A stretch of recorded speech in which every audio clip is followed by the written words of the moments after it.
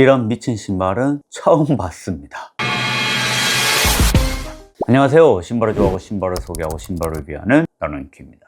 오늘 소개할 신발, 제가 이때까지 이런 신발은 처음 본 것 같습니다. 제가 러닝뿐만 아니라 스니커즈 커뮤니티에서 상당히 오랫동안 활동했었는데 진짜 별의별 신발을 다 사고 모으고 했습니다. 근데 이런 신발은 처음 봤습니다. 사실 어떤 면에서는 이렇게 생긴 신발이 나이키 샥스라고 있었습니다. 무려 나온 지 20년이 더 된 신발인데 그 당시 정말 획기적인 디자인을 가졌고 또 빈스 카터라는 당시 최고의 덩커가 신었던 신발이어서 정말 사람들이 관심이 많았던 신발입니다. 디자인은 미쳤지만 사실 그런 미친 반발력은 없었습니다. 그런데 나이키가 20년 전 시도했던 그런 신발 드디어 나왔습니다. 바로 푸마 Fast RB입니다.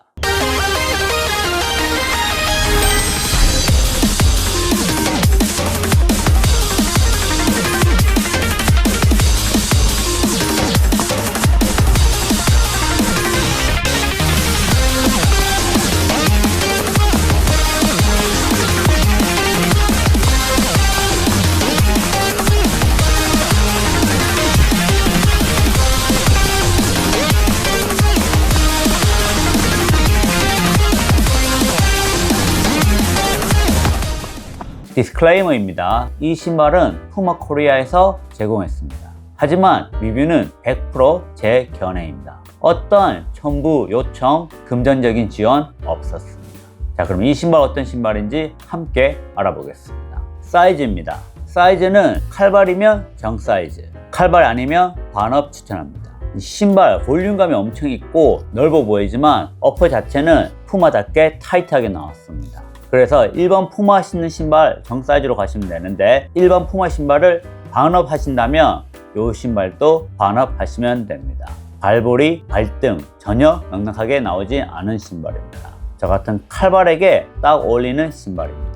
어퍼입니다. 어퍼는 메쉬 소재 같습니다. 정확하게는 모르겠는데 메쉬 소재 같은데 통기 무난합니다. 무난하고 혀는 니트 어퍼로 되어 있습니다. 니트 어퍼로 되어 있고 사실상 이 니트 어퍼도 일체형입니다. 일체형이어서 혀가 전혀 돌아갈 수 없는 구조로 되어 있습니다.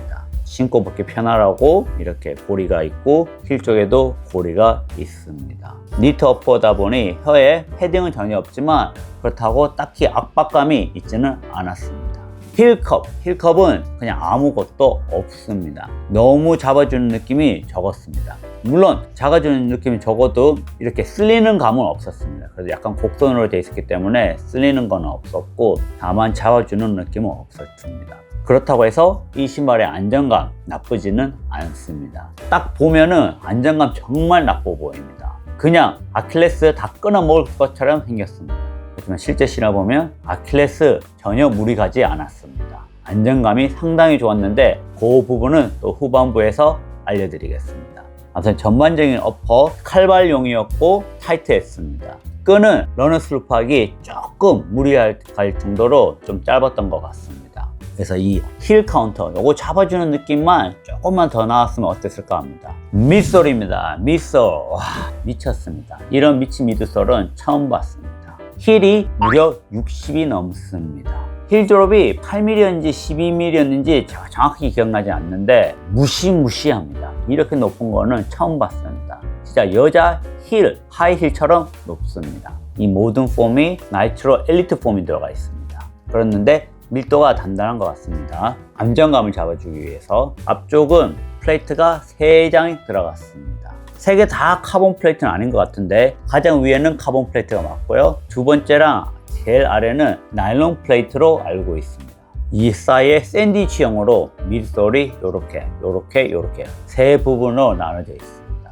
이 신발의 튕김, 탄성 역대급입니다. 진짜 미쳤습니다. 이렇게 탄성이 좋은 신발 처음 봤습니다. 달려보시면 이게 그냥 느낌이 진짜 그냥 트램폴린입니다. 이거보다 더 튕겨준다는 느낌은 제가 느껴본 적이 없을 정도입니다.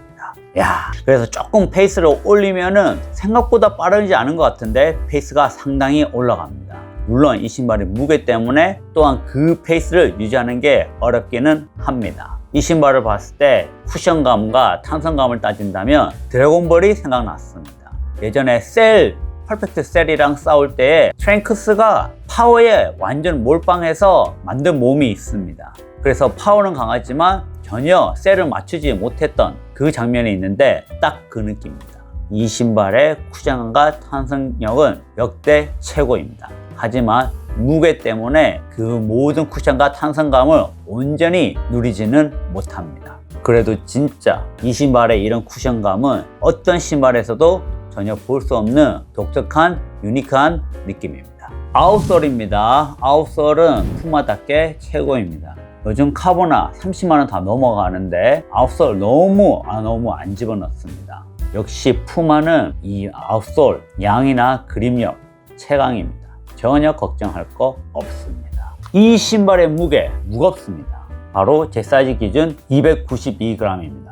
요 신발보다 10g 가벼운 게 바로 젤카야노 30입니다. 그래서 안정화에 익숙하신 분이면 사실 이 정도 무거운 무게는 아닙니다. 심지어 제가 자주 신고 다니는 이런 레트로 스타일 러닝화, 그냥 라이프 스타일 하라고 보면 되죠. 요 신발 같은 경우는 무게가 330g이 넘어갑니다. 즉 이런 신발보다도 요 신발이 40g이나 더 가볍습니다. 하지만 우리가 카본 레이싱화로 비교했을 때는 제 사이즈 기준 보통 한 180g 정도는 되기 때문에 100g 가까이 더 무거운 것은 맞습니다. 이 신발이 가진 미친 두께감을 생각했을 때는 절대 무거운 거라고 할 수는 없지만 그래도 요즘 나오는 최상급 레이싱화 미드솔 두께가 40mm가 되는 신발이랑 비교했을 때는 확실히 무거움을 느낄 수밖에 없습니다. 총평합니다. 이 신발은 진짜 세상에 단 하나밖에 없는 유니크한 신발입니다. 60mm라는 미친 미드솔을 넣고 플레이트를 무려 3개나 집어넣은 그냥 몰빵한 신발입니다. 이 신발은 컨셉 신발이라고 보셔야 합니다. 푸마에서 본인들이 보여줄 수 있는 모든 것을 보여주기 위해 좋은 것은 다 때려 넣은 신발입니다. 그렇기 때문에 이 신발을 진짜 대용으로 신기에는 무리가 있으며 일반 조깅이나 장거리로 신는데 큰 문제는 없습니다. 무게 조금 무겁기 때문에 안정화 신는 느낌이 좀 드는 것 뿐이지 안정화 무게로 따진다면 이 신발에 가진 쿠션감이나 반발력은 비교할 수가 없습니다. 다만 너무 벌크한 신발이다 보니까 퓨어 퍼포먼스가 아닌 진짜 보여주기 위한 그런 신발이라고 생각합니다. 저는 이 신발을 볼 때 푸마가 분명 다음에는 무게까지 줄인 독특한 신발이 또 나올 거라고 생각합니다. 너무 독특해서 마음에 들었고 그냥 걸을 때마다 모든 사람이 쳐다볼 정도로 그런 신발이었습니다. 그리고 정말 중요한 거, 이 신발의 안정감입니다. 진짜 안정감이 떨어지면 일상용으로도 신을 수가 없습니다. 그런데 이 녀석 안정감 신어보면 괜찮습니다. 일상용으로 신을 때 큰 무리가 없습니다. 제가 이거 신고 쇼핑몰 돌아다니고 영화 보고 다녔는데 전혀 문제가 없었습니다.